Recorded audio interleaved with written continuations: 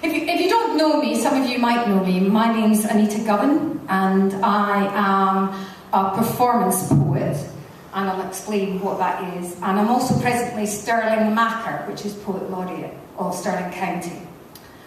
I'm a performance poet, someone who writes and performs their own stuff, and yes, I am severely dyslexic. And actually, this is not unusual for performance poets.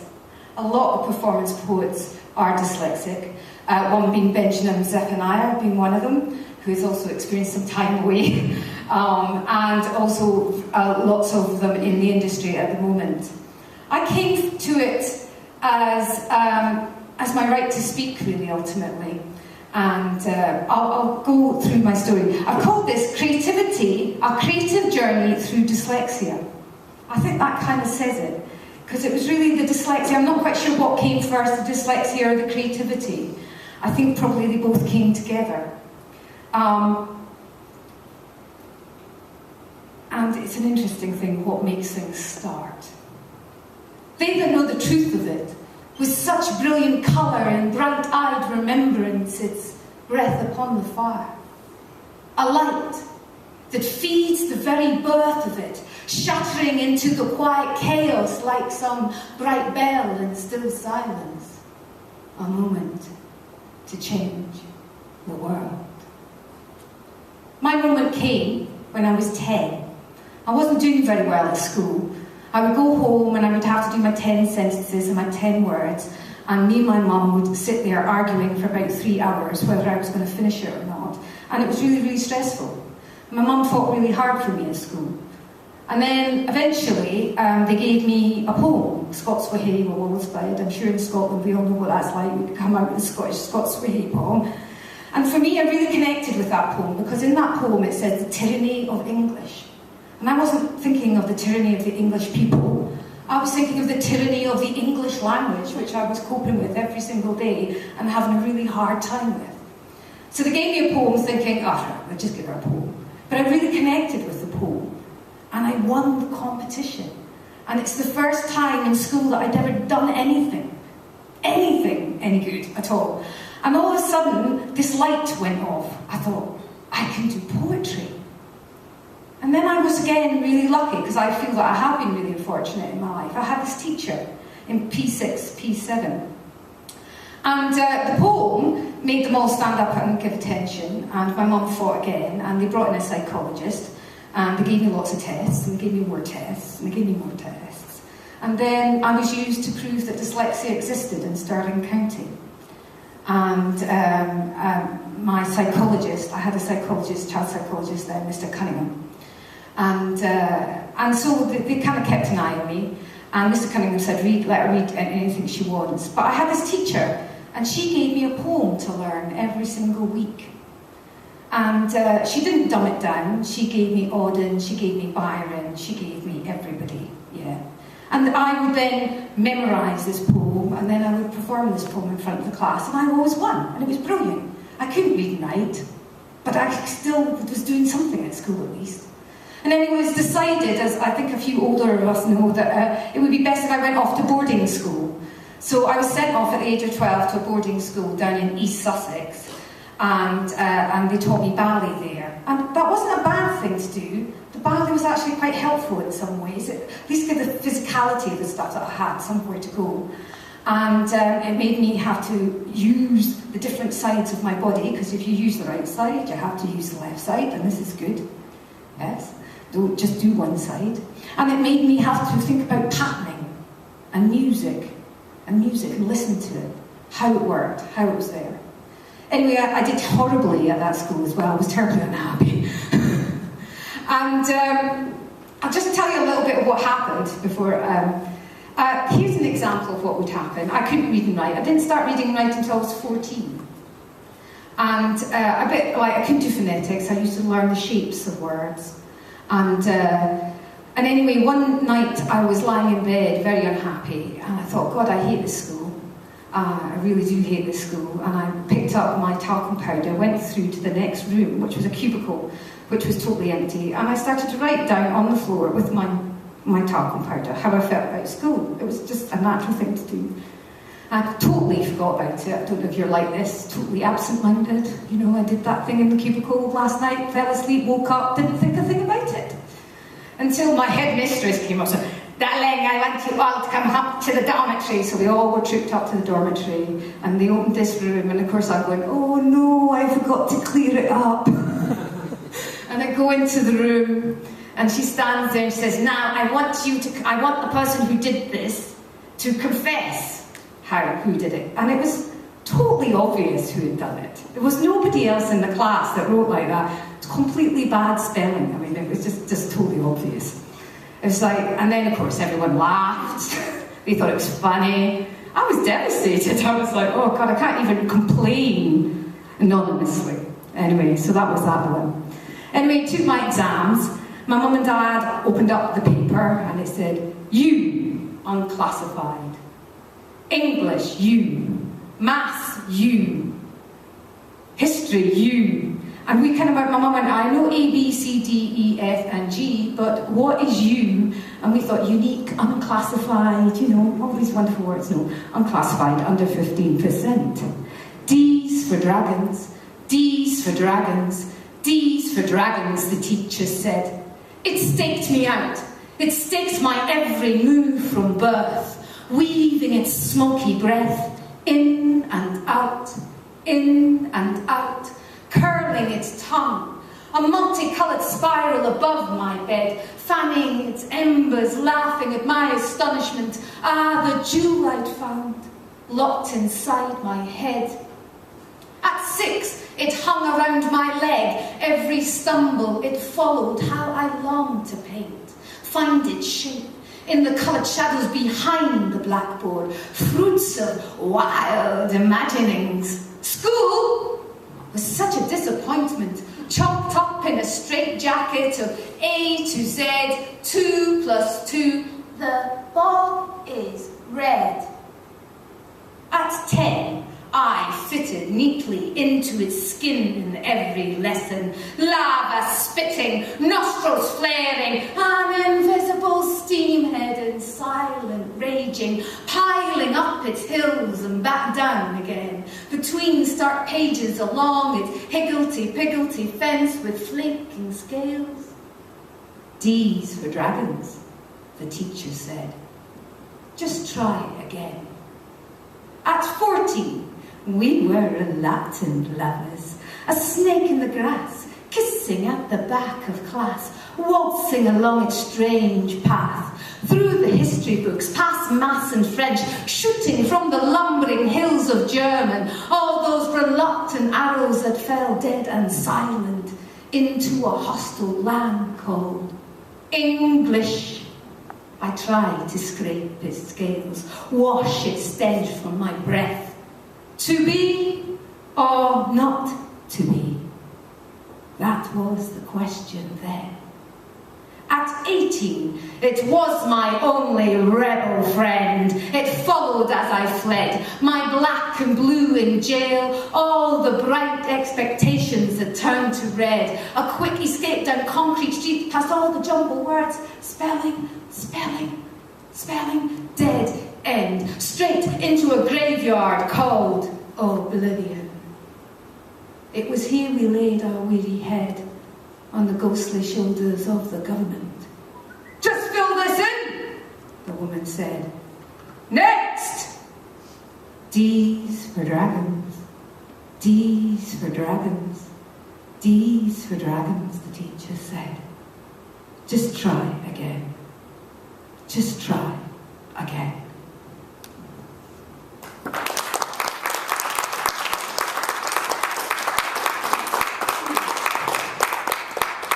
Actually, it was one of the first poems I ever wrote, that. I think it'd been brewing up in me for quite some time. So where did I go? There was 18, no exams, no nothing. I didn't want to be an artist at that point. I'd had creativity poured into me for 6 years. So I tried to be normal, but that was never going to work. I did work in a casino. I think that's because I like patterns. I think that is where that links in, patterning. I do like patterns. Anyway, I moved about a bit. You know, I didn't really know what was going to happen to me after 18. My mum, unfortunately, just died before I was 18. And she had been my biggest supporter. And to lose that support, I was telling that to someone else, to lose that support, the one person that supports you throughout the trauma of what I had at school, was really, really quite traumatic in itself. And I felt kind of at a wash. And I tried to give up. I wanted to be normal, or what I thought was normal.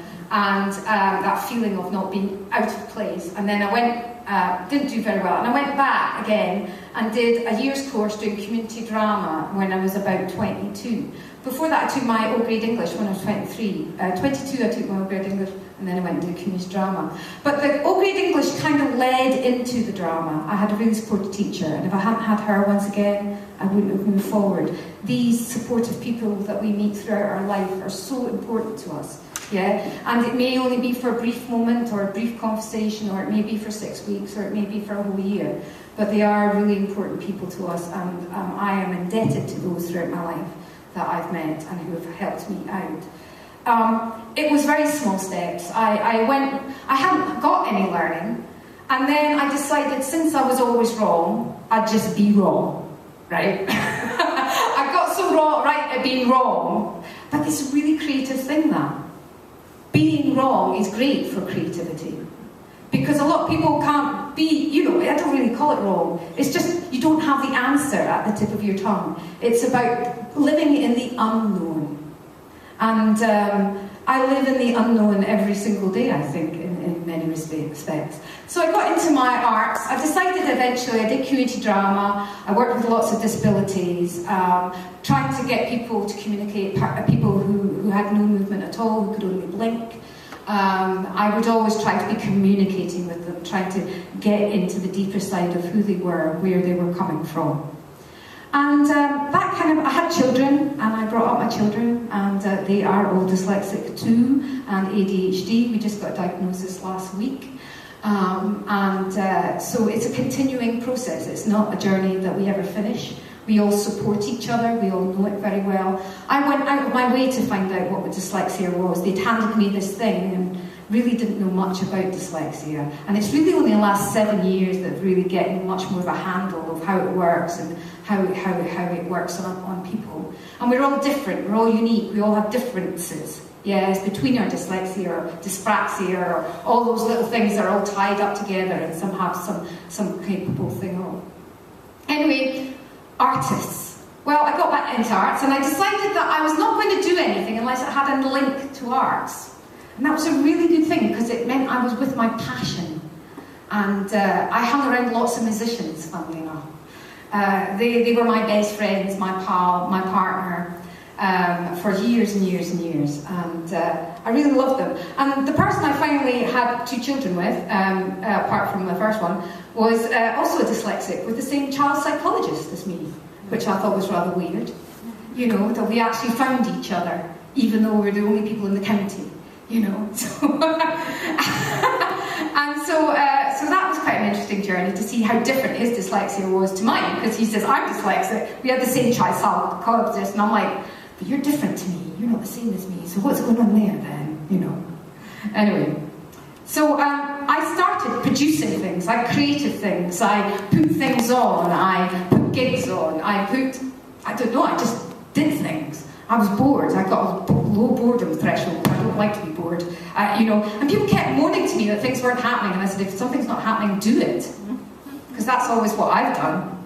Anyway, so I did do it. I created a thing called Artistic Upstarts. It was quite successful. It was the precursor to a place called the Bongo Club. And I can tell you, it was filled with filmmakers, artists, musicians, everyone. And I think practically everybody in that building was dyslexic. Toby Shippey from Salta, Celtica, he's dyslexic. They're all dyslexic. Or to some degree or other, or weird or strange. Yeah, in some form or other. And we all love each other because we're really good at accepting these things, the differences of others, and the wildness, and it's brought lots of richness to my life. So, I didn't say anything of what, am I doing all right here? Yeah. My home is where my heart, so I thought I'd do this one. This is all about the Bongo Club, and this is kind of what I like to do with my poetry. I like to get facts into poetry. I like things that have actually, so everything that you're going to hear has actually happened to me. Yes. And is true, and pretty much everything. This one I wouldn't normally do, but there's only one child in the room. There's no swearing, it's fine. But it is about going out at night and having fun. And the reason I'm saying this is because I found a community of people that accepted me. And I think this is why this is really important, is that we find the community that understands us, that understands how it affects us, how it works out, and so forth and so on. And as I say, my home is where my heart is. It's time. It's time. And the last shot's a tequila slammer, and the grizzly girl, she shouts last orders, but her funky feet still need the tap-tap of another beat, because this night ain't over till the fat lady sings and rings each drop from the hole right down to your toes. Where do you go as you cast around for the next sound? A casual stranger strangely whispers words on the street. Just follow the beat to where all roads lead. Down by New Street, hear the drum, the roll, the click-clatter of 100 feet tossed and restless on the streets, all keen to be dancing divas till dusk to dawn, to squeeze the last drop from the Sandman's eyes, let down their hair, all those woes and cares stand in line between the shoves and the push and the brags and the blaggers who don't want to pay. Or the giggling girls who miss the bus and want to find a place to stay, to play their games of love with the bulls who think they're gods but can't drink a skinful. As all the tunes tumble down the piss-stained stairs, tease your thirsting ears, make your body want to pop, make your heart want to stop.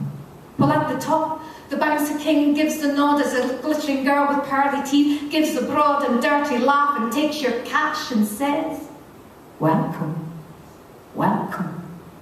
Mix and mingle. Feel the tingle of a world at your fingertips. From the strange to the familiar, the toffs to the brothers, the fats and the thins have strange conversations with the geeks or the insane, or the guy next door who's never been before. Rub shoulders with the rich and famous, meatball bouncing women who don't come nor leave with no one, because her date's with a dance floor. Let that kaleidoscopic worldview rise up to meet and greet you. Let loose the master bakers, call in those Pied Pipers, stir in the milk of human kindness and add some sparkle and sprinkle with raging dance floor queens and fiddling fiends to spin the world again. There's a flock of seagulls outside breaking in just to hear messenger sound system, Captain Shifty, Shugle Nifty, then backward, headspin. See its wildest run, hear the roars of the bass and drum, jump to the hip, the hot boogie beat, a rack-attack, a hot sticky salsa tossed with afro beats, live jazz and jams and unsigned bands to slam poetry. There ain't no part-timers in this midsummer night of love and madness. The straight-laced are running with the beasties and all the walls are covered with udders and strange wallflowers. My home is where my art is. My home is where my heart is.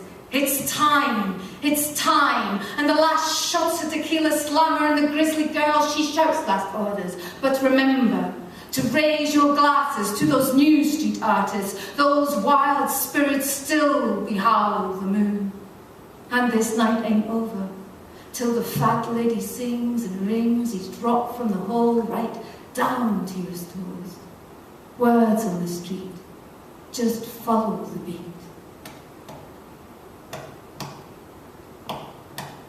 To where all roads lead.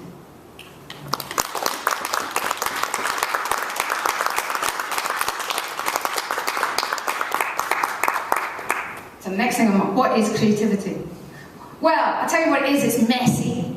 It's unorganised. I think Einstein said, you know, show me a creative mind in a tidy room, you don't. A creative mind's got a messy room, it's very messy. We know that, we're dyslexic. I'm constantly trying to organise myself and still not getting it right, okay? It's messy, and I saw Byron's writing, by the way, in the National Library, and he had all this scoring out, all this muckiness, all this everywhere else, and actually the poem was in the margins, down the sides. You had to read it like that. It was a brilliant textbook. I thought, it's me all over again, it's brilliant, you know? And I always say, because I do a lot of workshops in schools, don't expect it to be neat and tidy. This is not what it is. It is, creativity is not neat and tidy. Get the messiness out, go for it. The editor comes later. And it's all about that editor. A lot of people start with the editor. Yeah, they want the editor there at the beginning and they're editing you as you go along. This is not how we work. We're flowing, we're passionate. Follow your passion. That poem's all about my passion, yeah. Bongo Club, by the way, New Street, original. And so, I mean, it's real passion, you know. Follow your passions, and your passions will not let you down. I followed mine, it was poetry. And I never thought I'd be a poet. At the age of 10, I looked up at Burns's statue, and I thought I would like to be a poet, but I was a girl. And I didn't know any female poets at that time. So, you know, and I was dyslexic, couldn't read and write. I thought, that's an impossible dream. But here we are. Dream your dreams, and your dreams will come true. That's what I believe. You've got to just dream them a bit harder. So creativity is messy, it's not neat and tidy, it's about holding the unknown. Yeah? There are no right or wrongs, it's just unknown, it's a different answer, it's a different expectation. And we see things differently. Someone's asked me earlier, was I relieved to get that label of dyslexia? I didn't really know what it meant. I don't think they knew what it meant when they gave it to me, really, ultimately, at that time. I mean, we're talking about 30 years ago now. And I think, yeah, and I think, you know, just having that, I thought I was going mad at 10. I mean, my reality, I knew that then that my reality was not the same as other people's reality. Everyone kept telling me what reality was. And I'm thinking, well, there's something weird there, because that's not what I'm seeing. Yeah, I saw something different. And, yeah. And embrace the unknown. Embrace being wrong. Wrong is good. Wrong is good because wrong, you learn more by getting something wrong than you ever do getting it right. Yeah. And I've learned more by exploring and doing and having a go. And if I get it wrong, well, so what? I'll just try again another time. It's not a big deal. Get something wrong. So what? Who cares? I don't know. Anyway, and of course I've jumped from small steps to, I did that one. I muddled myself up as per usual. Oh, I've done that one. I wasn't going to do this. What is creativity? Words for fun. Okay, where am I on time? Oh, doing perfectly. Brilliant. Okay, words are for fun. So how did I get to where I'm being? Well, I did lots of educational things. I did lots of things, just things that I was interested in, passionate about. I thought, I'll do that course 6 weeks. I'll do that course a term. I'll do that course a term. And I just built it up and built it up and built it up and built it up. And I would trail bookstores and look up educational stuff, see if I could find something interesting, different. And I actually picked up a book called The Inner Game of Tennis, and also Impro for Improvisers by Keith Johnson. I'd recommend that to anyone if they can get their hands on it. And I went and trained with Keith in Canada, and he taught me he taught me when I read his book all about looking at things differently, at how we learn, creatively learn. And I use a lot of his stuff in my work that I do in schools. So I'm going along, I'm doing my thing. I start Open University, I get to my summer school in Open University. I don't write poetry, by the way. I hadn't written poetry since 18 by that point. And I came up to about 30, and I thought, I want to do something with my brain. Yeah, I've done a lot of practical things, I want to do something with my brain. And I did Open University, summer school, give me a poem. I think, yeah, they'll give me a really easy poem here. This is easy. It started me off nice and easy. Yeah, and I'm gabbing away, as you can tell, not hard. Gabbing away, you know. And then they say, tell us about this poem. And I said, well, we've done da-da-da-da-da-da-da-da-da-da. And it was only when everyone else did that. You really know poetry, don't you? I went, do I really? Really? And then that's when I realised, and this is why I'm going back, that teacher in primary 6 was hugely important. Because what she did is she gave me a brilliant education in poetry and literature. Yeah, by just learning the words. Yeah, doing what I could do. And I learned rhythm, and I learned how to rhyme in my own way, in my own head, with my own voice. I learned lots of different stages. And so I did find that poem easy. And I thought, well, if I find that easy, maybe I could start writing it. And that's when I started writing. And that's when I started writing. And I knew it was performance before it was page. Because I'm never going to write off to a competition and get a prize, because I'm dyslexic. So I didn't do that. I would go up to gigs going, go on, give me a go. Give me a go. Go on, go, give me. And sometimes they said no. They said, no, it's all laid out, we're not doing that. And I go, go on, give me a go. Give me a go. And eventually they went, yes, you know, and I did it. And then they asked me more and more, and then I realised this was really where everything, all my work, my drama work, my poetry work, all came together in one, and I found my path. It took me a long time, but I found my path, and that's the path I've been on for the last 18 years. And I'm passionate about poetry.